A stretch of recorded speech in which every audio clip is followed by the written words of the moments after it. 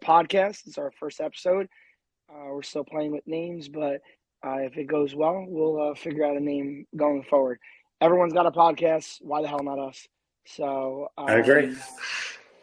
I've coached soccer for 10 years. I've coached basketball for 7, baseball for 2, played baseball all my life.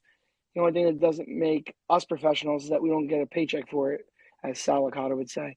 So let's talk some sports. We're gonna try to talk some sports, some fantasy, some betting, and I think that's the way we're gonna look at this, right, Dan? Yeah, let's do it. I'm in the same boat as you. Coaching, playing, watch it. I mean, all of it is. Thing is, we're both teachers too, so it works out. We're both teachers, so let's do it. Ready to go. So let's start off with our beloved Yankees, and as our eyes will probably peel up to the screen a couple of times while we're doing this, they're playing the Mets right now.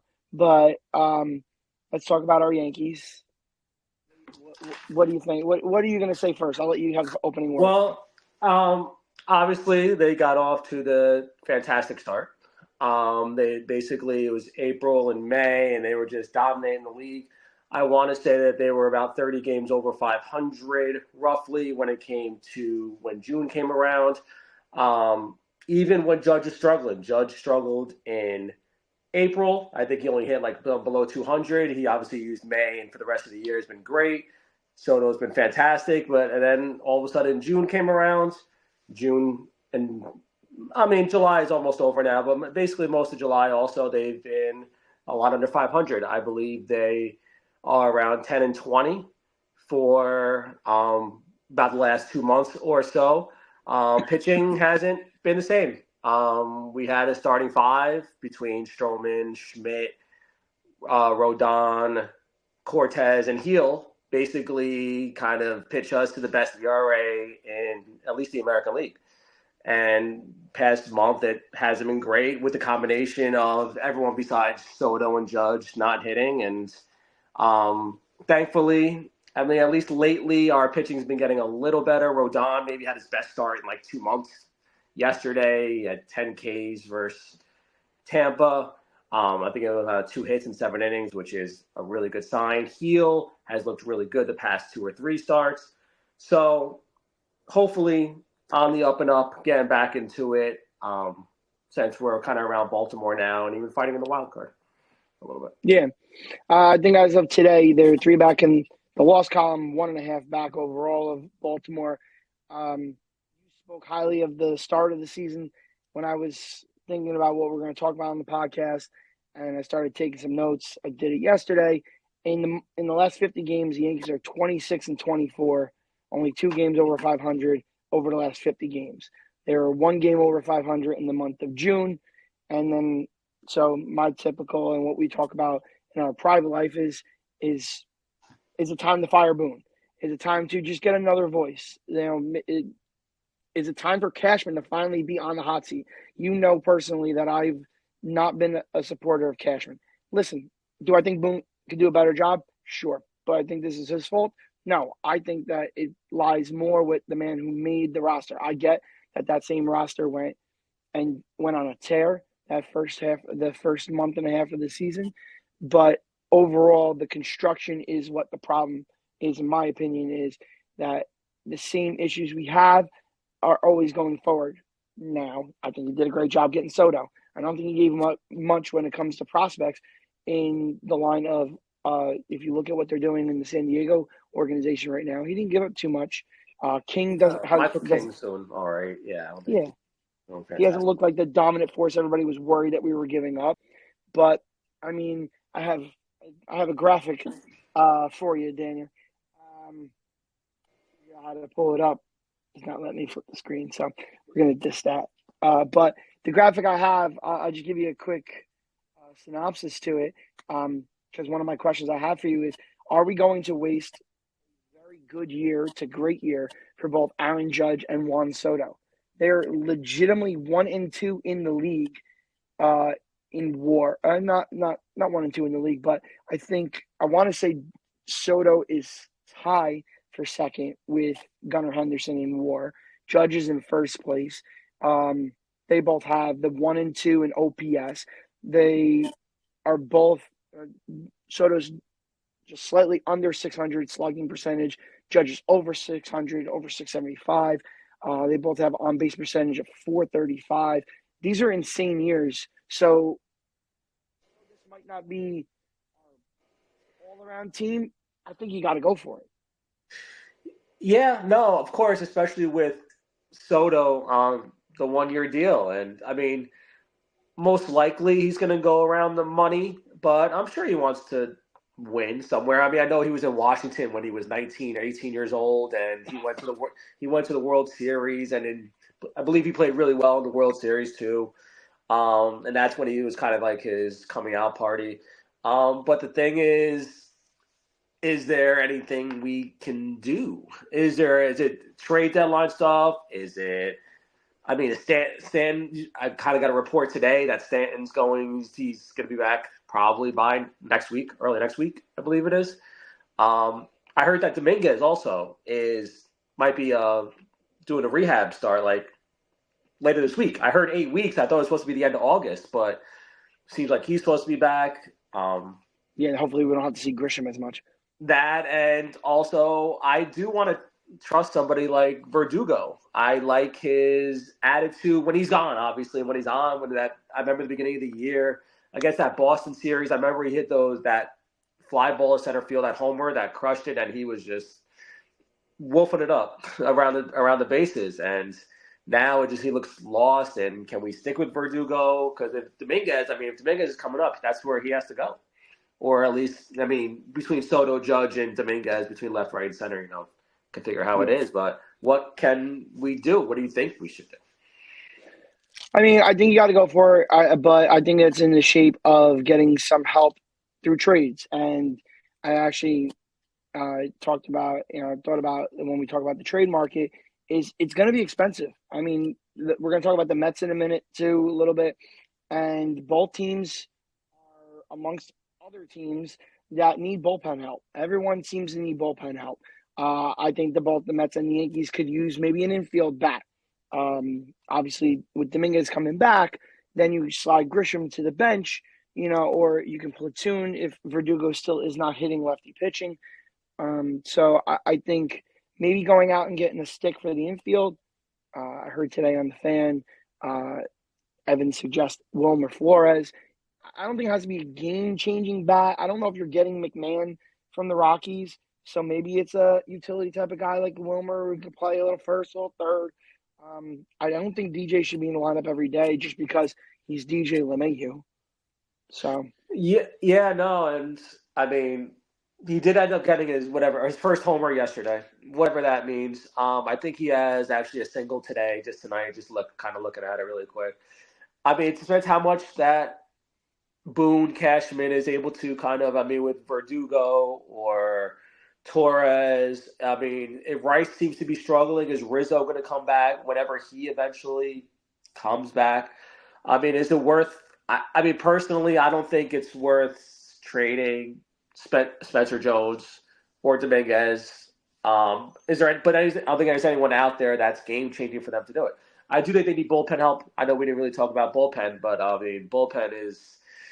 I think it's really light. I know they've been pretty good league-wise, and at the beginning of the year they were really good.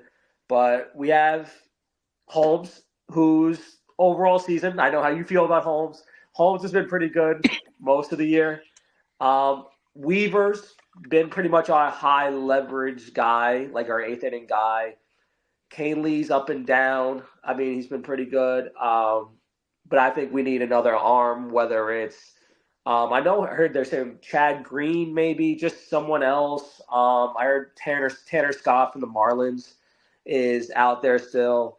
Starters, I'm not really big into starters. I mean, I don't think we need that guy Garrett Crochet. I think we'll be okay with starters. Stroman seems to be doing okay. If Stroman writes it and Rendon finds hopefully what he found yesterday, you could even theoretically make a case that the Yankees have too much starting pitching, which is where that rumor came out today from, I think it was The Athletic, where they said that the Yankees could possibly trade Nestor Cortez and get a piece like that way, kind of like how Cashman traded Montgomery ago for Bader, kind of like two teams competing. Wait, we have extra outfield, you have extra pitching, and make a trade. Maybe the Yankees do that for something for some bullpen help, or maybe a third baseman.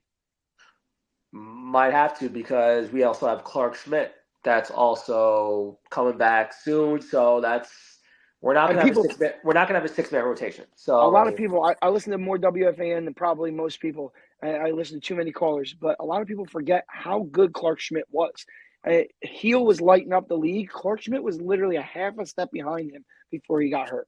no, yeah, he didn't. I mean, he doesn't have that electrifying 98 fastball that Heel does, and the power changeup. And he's a big guy, so he looks imposing. Schmidt was just doing his thing like quietly. I think he only has like a 2.7 ERA. I want to say before he got injured. So I mean, he's definitely should get a spot when he's ready to go. It's just a matter of like you were saying from the Athletic, is Cortez possibly on the way out? Somebody's gonna have to move. There's it's musical chairs. There's only so many seats, and if you have too many people for seats, you might as well try to fill a hole somewhere else. But as we're talking about holes, we're going to hopefully do this again, and we'll hopefully have some more Yankee moves to report. But let's go to the other side of the diamond and discuss the Mets. Mets are the second hottest team in baseball through the month of June. If you include July, I want to say they're either the hottest or still second hottest. My question behind the Mets is us two being Yankee fans is this the real Francisco Lindor? Because Francisco Lindor, I don't have the numbers in front of me for April and May, but I believe in April and May, he didn't bat over 230. And then in the month of June, he batted 290. He had a 520 slugging percentage. This is the guy they paid. Is this the guy we're going to get? Because if it is, I think the Mets are for real. Um, yeah, no, Lindor since they started moving up to the leadoff spot. So they moved him up to the leadoff spot. It seems like that's where his light bulb went on. I think it's been 56 games. I was looking at. He's over 300, and I think they just had. I was looking at all their numbers, and they don't have anybody that pops out. I mean, Lindor's popped out. He's been their guy. I know Vientos has been pretty good for them. Yep. Bader, but I think he was 267. Yankees only dreamed that he would bat 267 last year. So we got that, and I also think a little bit is their schedule a little bit. I think they've had an easier schedule over the past month. I mean, I'm not discrediting the way they've been playing. Obviously, Lindor's been great. McNeil, I think I found a little hot surge lately. Lindor, because McNeil was batting like under 200, I believe. But I know they've played the Marlins, the Rockies, the Nationals, the Pirates, the Cubs over the past month and a half or so. And that's, I mean, playing the weaker teams, it's going to get you, I mean, and you don't have to play like super amazing to get your wins. And they've worked their way into a third wild card spot, which is great for them. So they're in their way. I think they got the Braves this weekend after they have the Yankees for 2. So I think the Braves are the first wild card, I want to say. So they'll have their opportunity. I think their Braves are going to be like their first really test in a while. I know actually they play the Houston Astros. I think they lost 2 out of 3 to them. Yeah, no, they're on the way up. Severino's looked pretty good. I think he's at a sub 4 ERA, 3.7, 3.8. So yeah, I don't know if anything else. Go ahead. Not an original thought. I heard it on WFAN, but I feel like I don't remember what show I was listening to. The Mets built this team to sell off pieces that were doing good at the trade deadline. A lot of these guys are on 1-year deals, short-term, low-money deals that they thought they could get prospects for going forward. Well, they played themselves into a good hand because now they're in a playoff spot, but they're not going to be able to trade those guys like Luis Severino.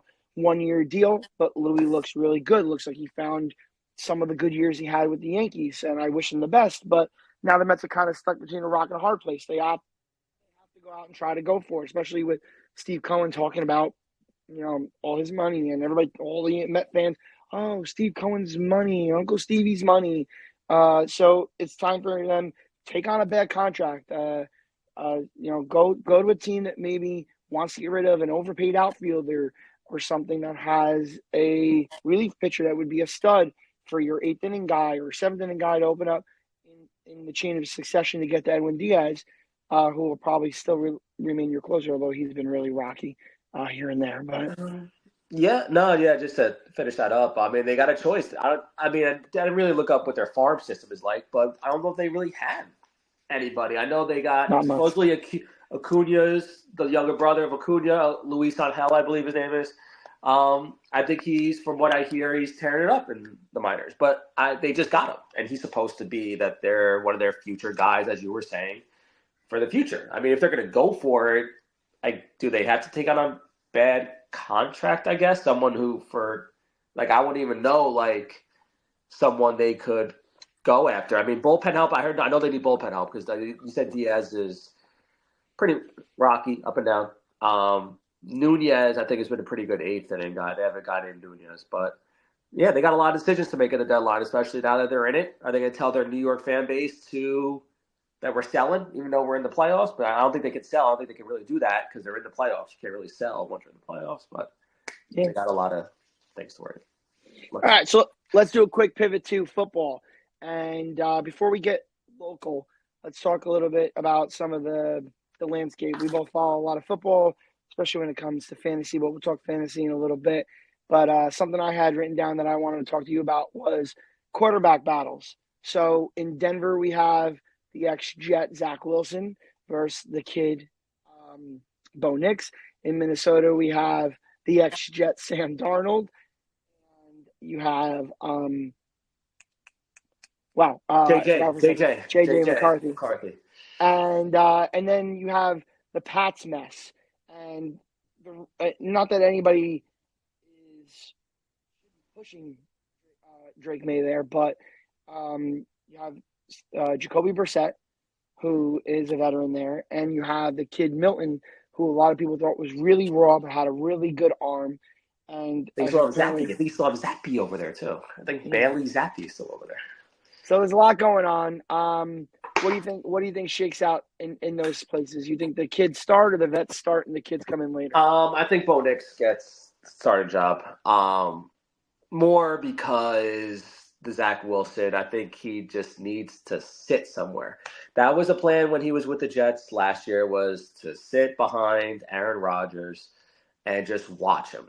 Just watch him prepare, watch him go, watch him as he's at the line of scrimmage.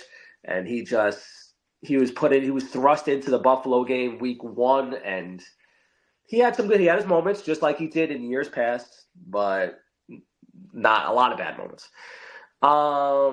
In terms of Minnesota, I do think Sam Darnold will get the nod over there. Sam, I think, had a couple of snaps in San Francisco where I think he played that last game of the year, if I'm not mistaken, when they were resting. I'm not positive.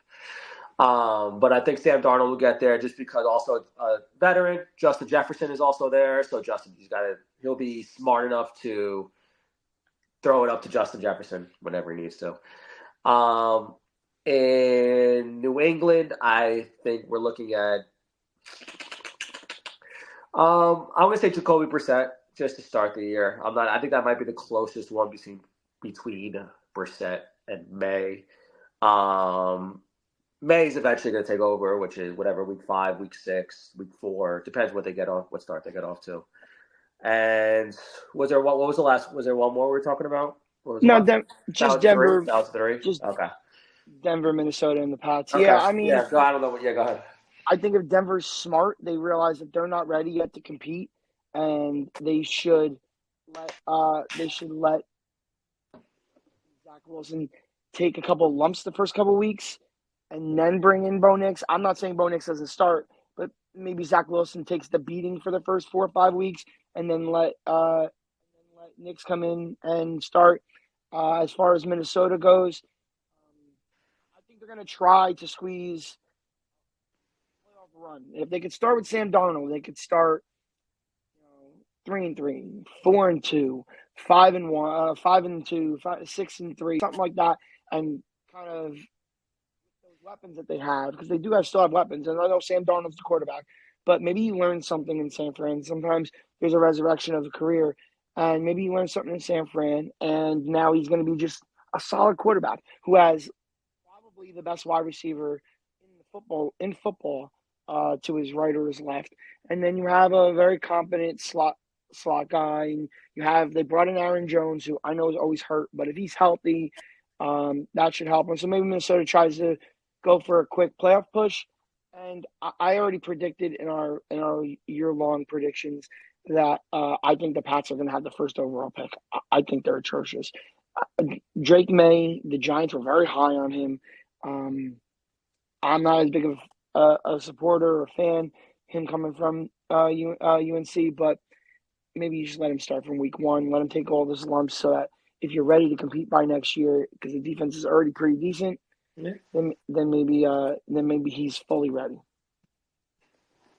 Yeah, no, I mean, there's not really like a right answer to do it. Maybe, I No, mean, Sean Payton in Denver, maybe, Sean Payton's gonna work his magic with somebody, maybe Swan Ponics to sit. But we'll see.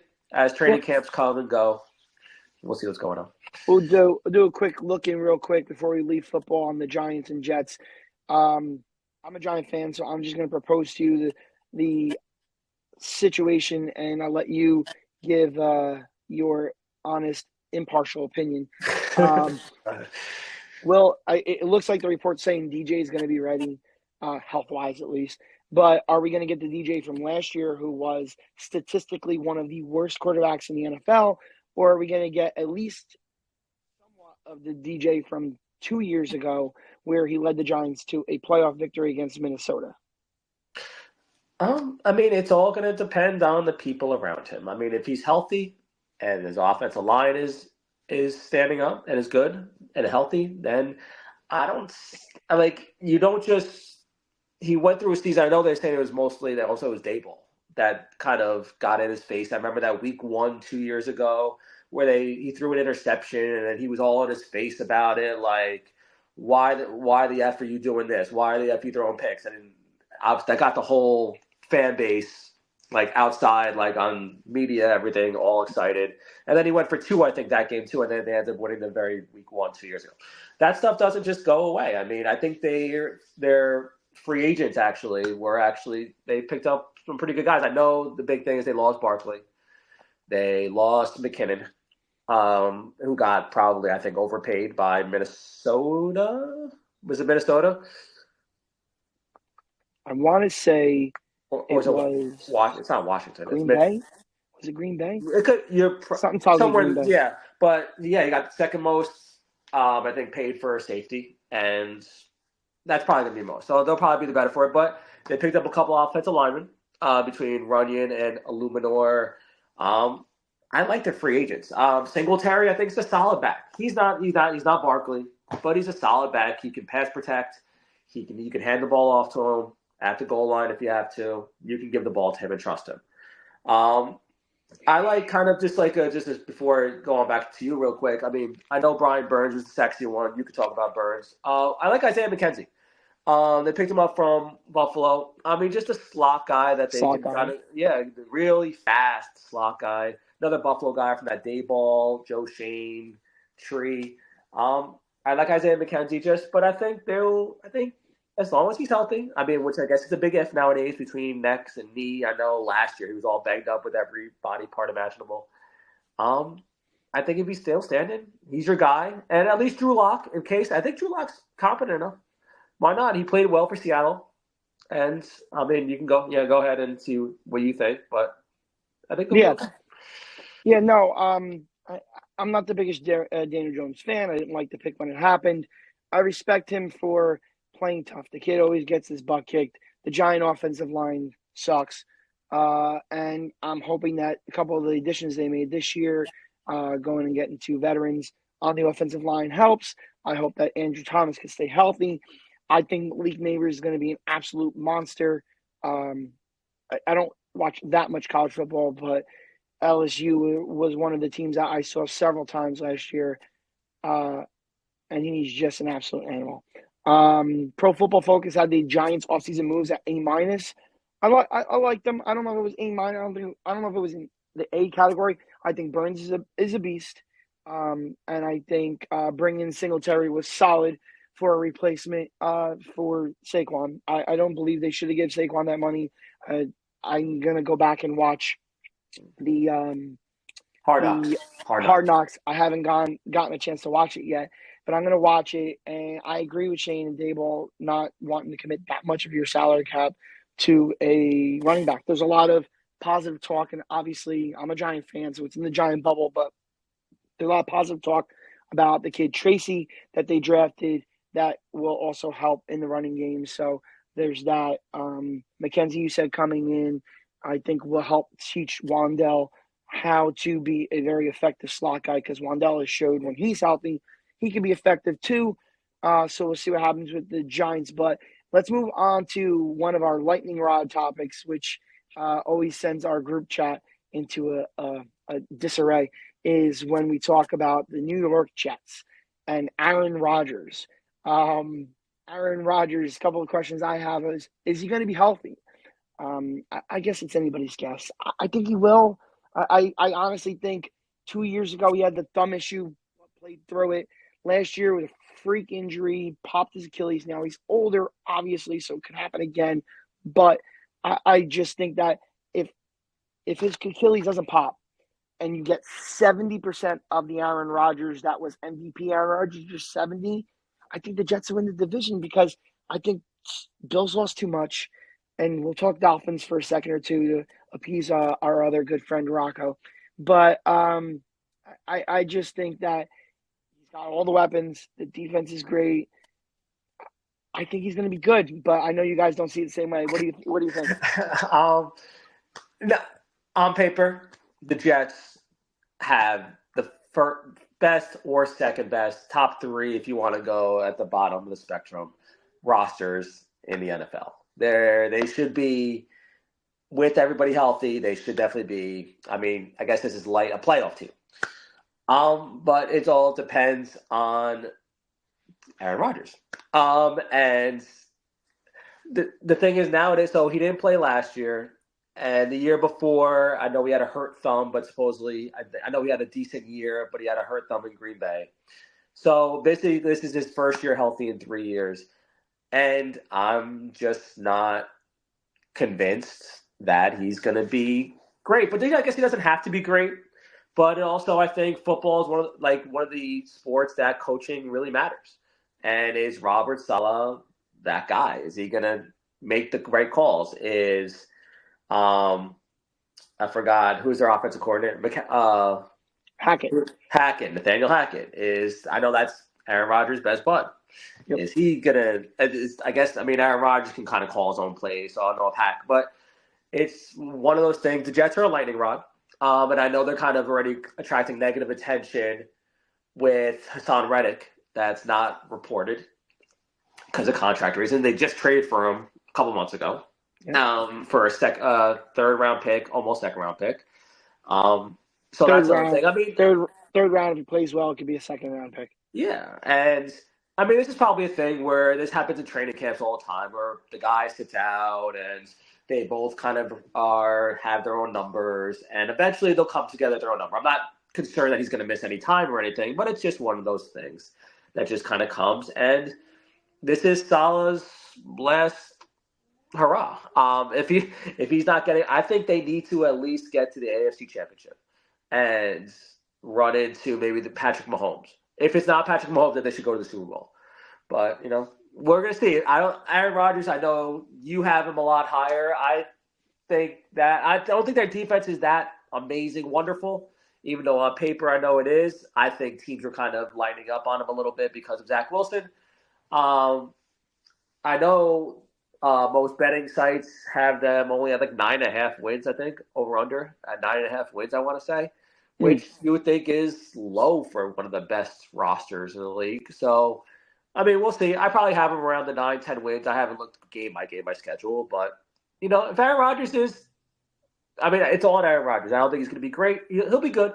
He won't be bad, but he'll be good. And I don't think you're wrong, but I think it being on Aaron Rodgers is on the health of the two linemen they brought in. You're a Dallas fan. Smith. He's a good lineman, but can he stay healthy? And the kid Fasanu from Penn State, if they can protect him, I think he'll be okay. Yeah, no, I agree. Well, we'll see as we training camps going on. I also think Tyrod Taylor is a better backup than Zach Wilson will be. So, God forbid anything happens with Aaron Rodgers again. True. Tyrod Taylor, is going to be more than serviceable. So, Real quick, yes or no? Before we move on to the Cowboys and a quick note on the Dolphins, do you think this Devontae Adams stuff is real? Do you think the Jets or Aaron Rodgers at least is trying to politic Joe Douglas to go get him? yeah, 100%. I don't think they're going to. I mean, I don't know what they have. I guess I don't know between draft picks or players or whatever it is like that. I don't know whatever that is. But Devontae Adams, I think definitely with his situation of the Raiders, where they still have. Did they sign somebody else over there? Or is it still like Aiden O'Connell that's over there? Or they Gardner Minshew. Okay, all right. He's serviceable. He's all right. Oh, He could chuck it. I definitely think though. I think we saw. Go ahead. We saw last year in the NFL that the trade deadline for the NFL looked like the baseball trade deadline. There was moves all over the place. So my prediction is if they don't get it done in the regular season, come the trade deadline, if Vegas is 3-4 games out of the division, I can see them saying, hell, let's try to see if the Jets still want him. And and knowing how it is, and I'm sure with the Jets, they'll probably give it to them, depending on how they're doing. Depends. Try to do anything to make the coach and the GM and quarterback happy, because he's pretty much all of those roles. No offense to Joe Douglas. Okay, quick pivot to your Cowboys. What I wrote it down was to say there are a lot of Cowgirl fans, including yourself. What happens with Dak, CD, and Micah Parsons? They all want new deals. Can you give me a prediction of what you think? 3 of them back next year? I mean, they're going to hold out, but I assume they're going to play this year. Or all 3 of them back next year? 2 of them? 1 of them? None of them? I think Dak's going to be back no matter what, unless there's really some kind of falling out.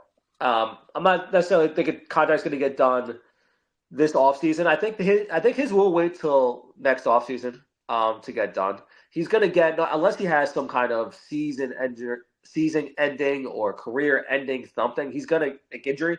He's going to get $60 million a year. He's going to, or unless he has such a year, which, I mean, if he's healthy, you really can't see him have a bad year.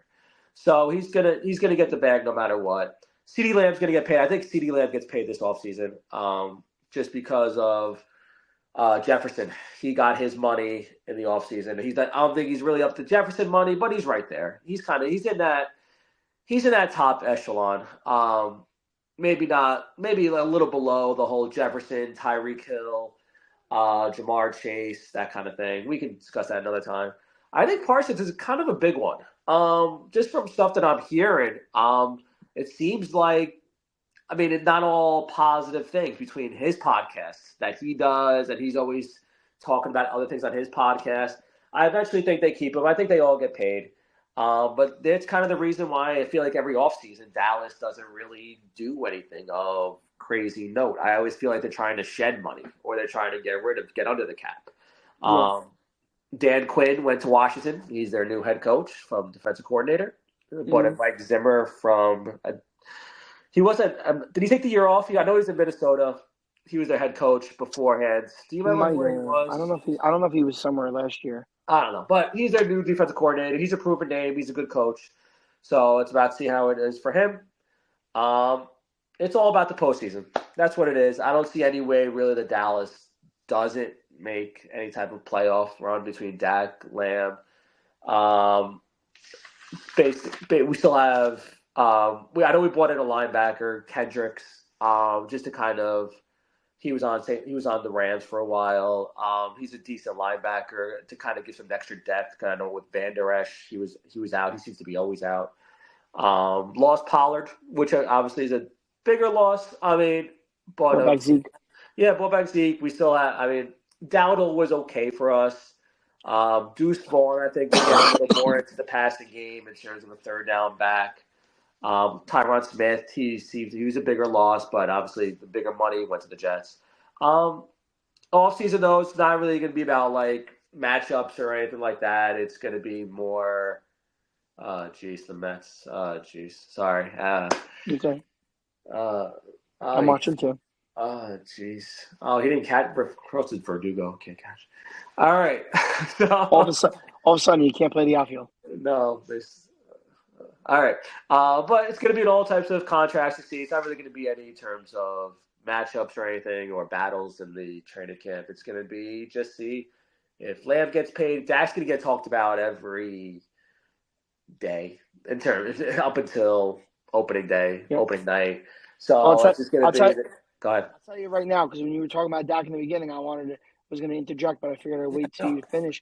Um, if Green Bay gives Jordan Love 60 million, Dallas is going to now have to give Dallas now have to give Dak 62 million or more because I'm the first one to admit I teach at my school. There's a security guard, huge Dallas fan, hates Dak Prescott, hates him, thinks he's so overrated. I would have this conversation with him. If Green Bay gives 60 million and resets the market, which there's rumors they're going to, then Dak has every right to ask for more because Jordan Love did it Yeah. for half a season. Dak Prescott has carried the Cowboys at times over the last 3-4 seasons. So if anybody deserves the money more, if we're just comparing it, no one deserves $60 million like for Patrick Mahomes or maybe Josh Allen this year because he has no weapons. He's going to have to carry the team himself. But I mean, anybody deserves it between Love and Dak, I'd say it'd be Dak. I can't argue with that. I mean, Love's only done it for a few games this year, and he looked great doing it. And he got to the NFC Championship. Oh no, sorry, he lost to they lost to the Niners in the second round, the divisional round. But anyway, and I think he played really well that game too. But yeah, Dak's gonna get the bag no matter where. If it's not with the Cowboys, it's gonna be somewhere else.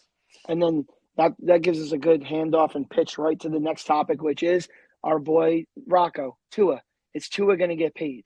Because, again, here's another one. If Miami doesn't re-sign Tua now, you're going to let Jordan Love reset the market. And if you look at Tua's numbers, I understand 2 years ago, God forbid, it looked like he was going to become a paraplegic on the field.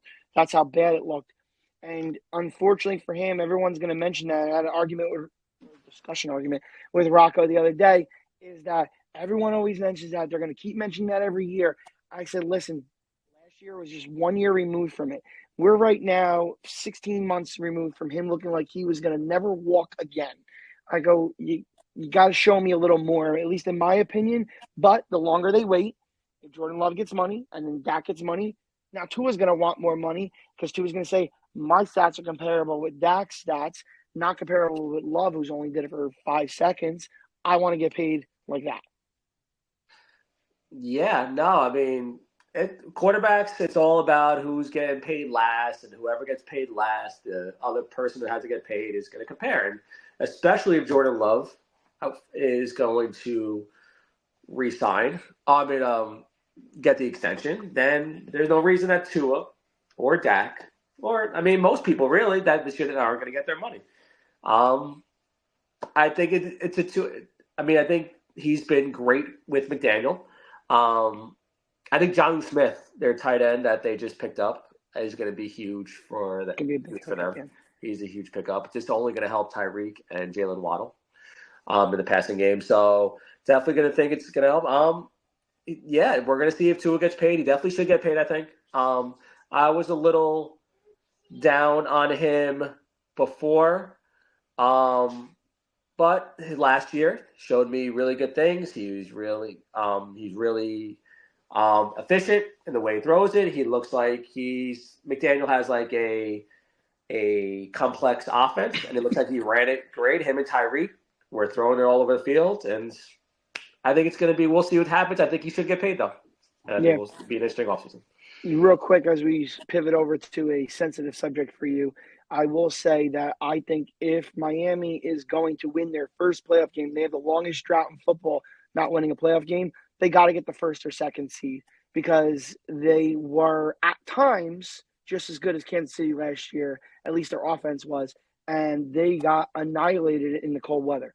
They have to have somebody come down there in January, February when it's nice and 75 degrees and play there. That's where they can excel, in my opinion. Yeah, definitely. Yeah, I mean, they help in Kansas City when they were in negative 13 degrees or whatever it was. Definitely didn't help anything. Just quick update: the Yankees are still winning 1-0, but he'll just hit. I think it's McNeil No, Like Lindor. I'm Lindor, sorry. Frank Lindor.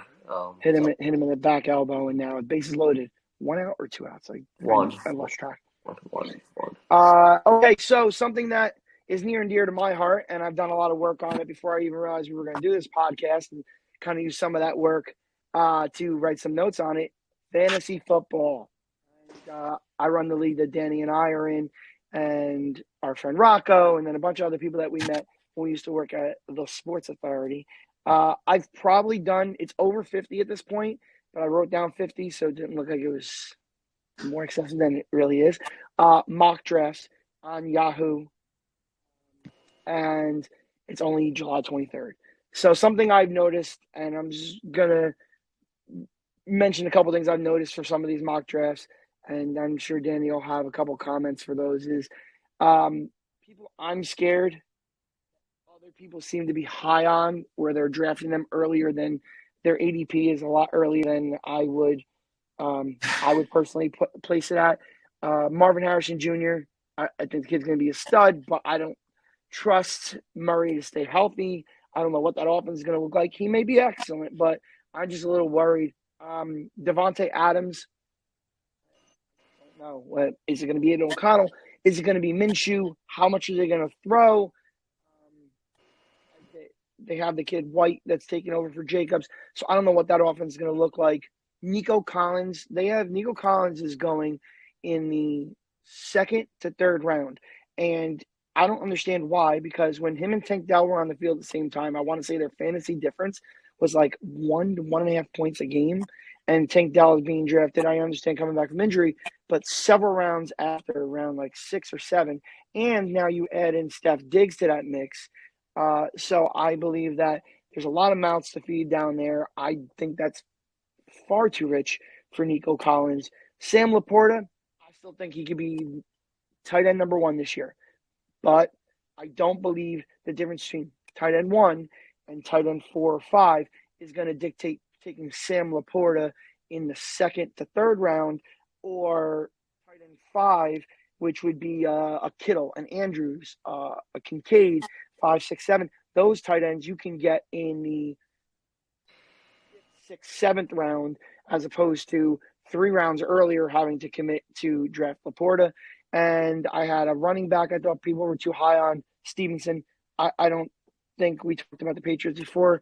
I don't know if that offense is going to be anything. And statistically speaking, when teams have finished with the worst record in the league, they finish usually between 28th and 32nd as far as their running back stats go in the last couple of years. And then Neighbors. I love the Giants. I think Neighbors is going to be a beast. I already said it.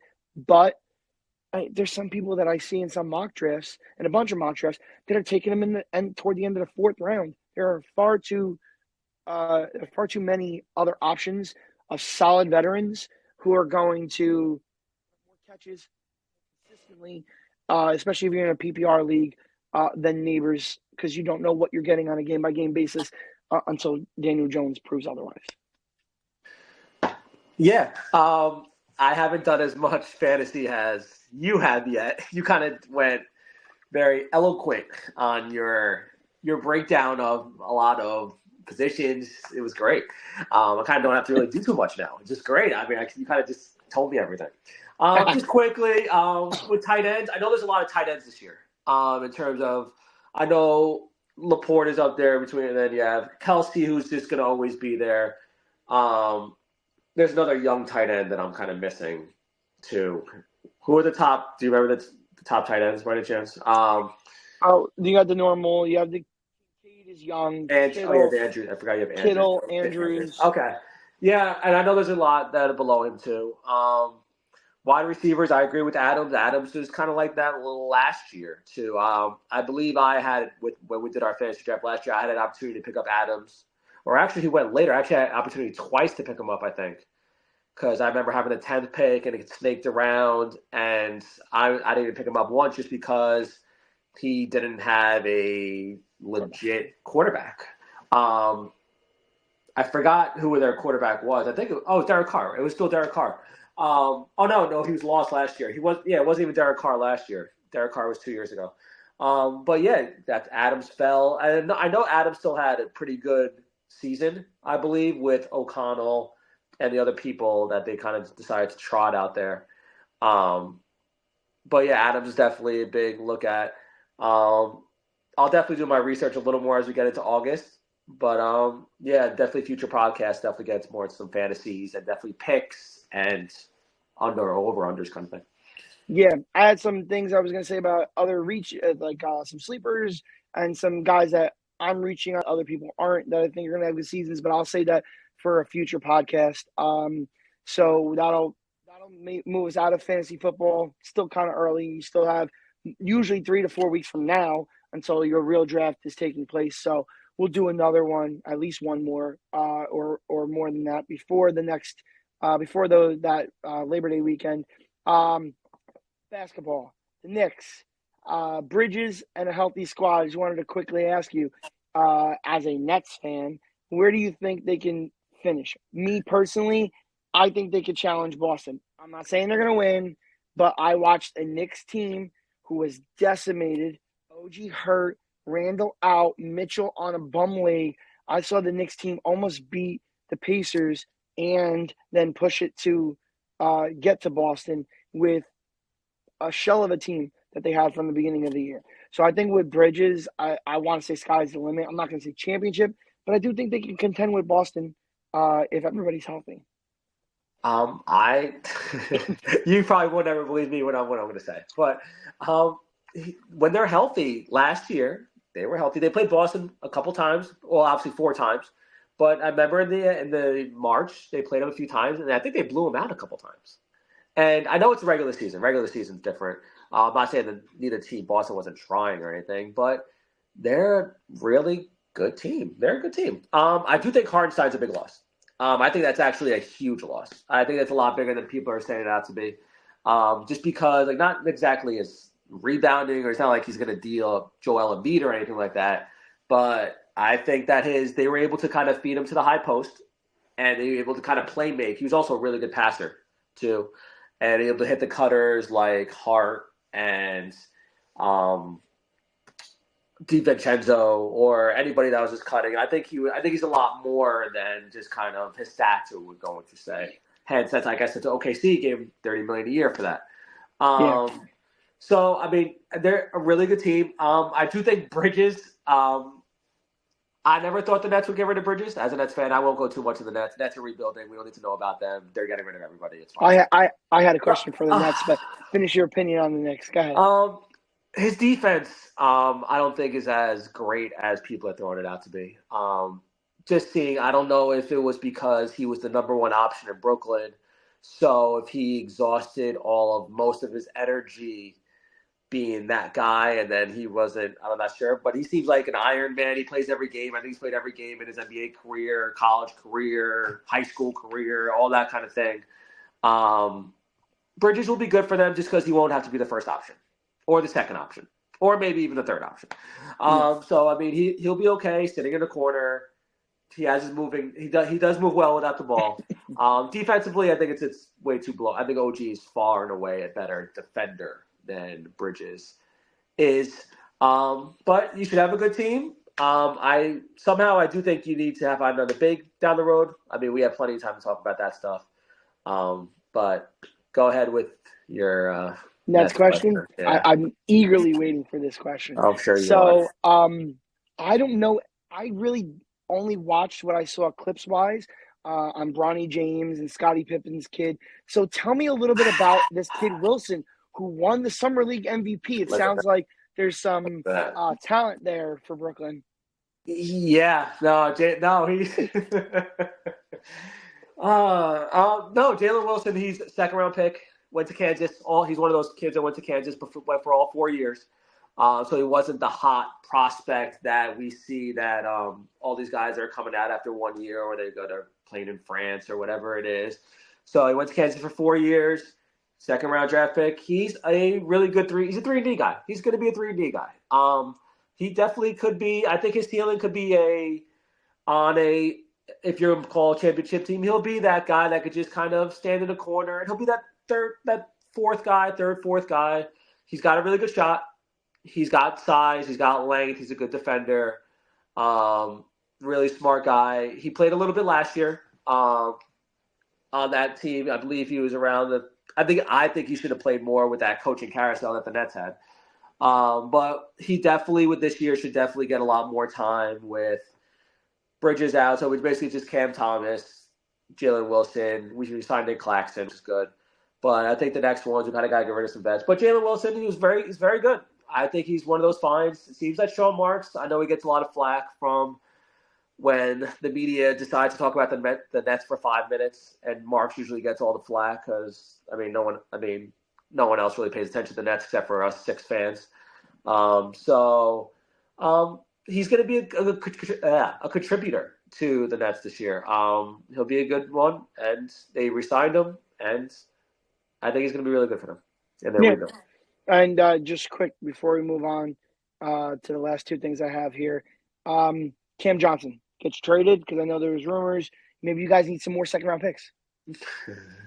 I think that Cam Johnson's out. Finney Smith's going to be out. At least I hope so. I mean, I think we're kind of waiting till. You just figure continue to rebuild here. Let's not be half pregnant. Let's just rebuild. Yeah, Cam. I mean, even that though, it's not like Cam Johnson is like. I mean, you could say he's their maybe best player. I guess Cam Thomas is up there now as their best guy. But Cam Johnson's not really like a take over the offense guy. Neither is Finney Smith. I watched him play a couple of times. I would assume a playoff team could really use a player like that off the bench. I think we're holding out to see if we can get first round picks. I don't think we get rid of them if they're for second round picks. I think we'll end up holding on to whether it's to the trade deadline. It is possible we do hold on to the trade deadline, just to get some and trade them to somebody because obviously everyone could use a short. He's a tall guy too. It's not like he's a short guy. He's a tall guy. He's got some length and he can shoot the hell out of the ball. Finney Smith is just your poor man's OG Anunoby. He's a really good defender. He shot well when he was with Luka in Dallas. Not really with the Nets too much. I guess there's no Luka. Luka's Luka. So yeah, that's got a long road ahead. But I'll throw my 2 cents in there every podcast. It's all good. Oh, here's my 2 cents of the Rangers. Yeah, go. I know we're not going to talk too much hockey on here unless there's breaking news before we do a podcast, and the Yankees just left Judge stranded at first base. We're not going to talk too much hockey, but it's just not a good sign. I know you're not a big hockey guy, but it's never a good when you are floating your captain's name out there in trades constantly, whether it's because they think his play is hurting them on the ice or his contract's hurting them in a salary cap sport. It just doesn't look good. They figure this out. What's going to happen here? Are they trading Trouba or not? You know, I understand he's got to kind of maneuver himself so he doesn't get traded, but it just doesn't look good. And they got to figure out what the hell's going on because eventually they're going to have to pay Igor a lot of money, and they gotta figure it out. So that's all I had to say about the Rangers. So let's 2 things left on the docket here. We're gonna play a rank these fan achievements blindly. So the thing that's been going around Instagram all over the place is like rank these foods blindly. You got to there's 5 topics. You got to put them in 1 spot, a 2 spot, a 3 spot, a 4 spot, or a 5 spot. And I kind of made a list that I thought would play to you, knowing you so well.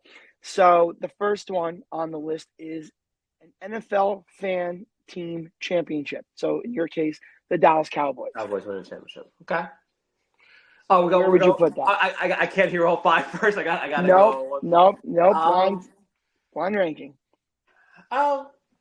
We'll do that at number 2. Cowboys winning championship. 2.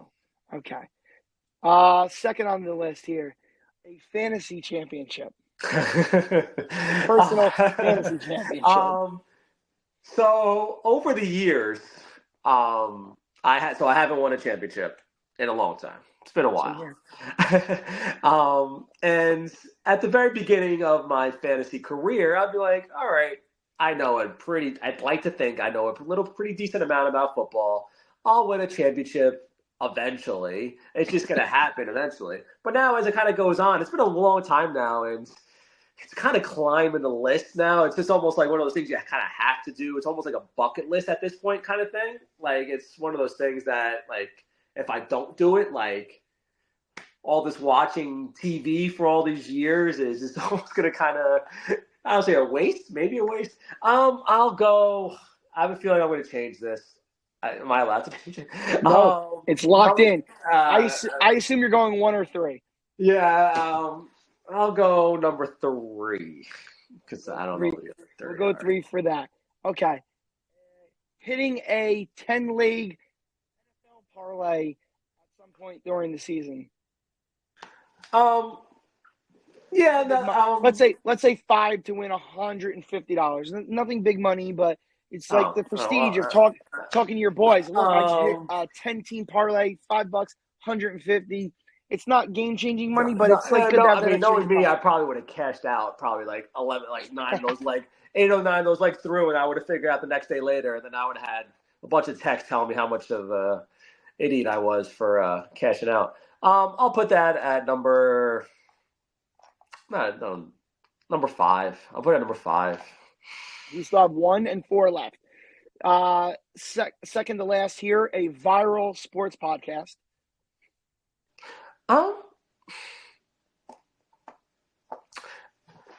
We've talked about this for a while now. We kind of just like never really try to do anything. I know we've been talking about it ever since we kind of listened to the Fan, and you hear these guys on the radio, and you hear these people on TV. And we think we can do just as good, or if not, or better than most of them. So having a viral podcast would actually be pretty cool. I think I might put that at number 1. I like that at number 1. Okay, so then you are left with one last spot. The Yankees World Series championship was going to go in the 4th spot. So you have viral podcast 1, NFL team championship 2, fantasy championship 3, Yankee World Series 4, and a 10-league parlay hit for your 5 spot. So that is a blind rank. I don't mind that. Maybe I would have kind of, maybe switched one of them, like maybe the 2 and 3 or something like that. But I think it's all right. I think it's pretty good. I like it. Yeah. Okay. So I'm definitely gonna really quick summarize my end of it. Next week or 2 weeks, whenever we do the next podcast, I definitely want to kind of tease some NFL betting, some season-long futures. Maybe we can look into some parlays, even if it's not all division winners. Maybe we decide we're going to put 3 or 4 together, or maybe MVP picks. Fantasy-wise, I want to talk about some rookies that I think will make an impact, and maybe the sleepers that we didn't go over this week. And then the game, I have some ideas for us. I want to do a Mount Rushmore game. I wrote down some topics that I will share with you, and we can decide before we go in at least what the topic is, so you know where to be prepared for our Mount Rushmore game. Okay. All right. Yeah. Sounds good. This was a good one. I like it. We had a lot of information in here. It was good for our first episode. I think we did pretty well. Good time. All right. Let's wrap this up, and hopefully we'll see everybody soon. All right.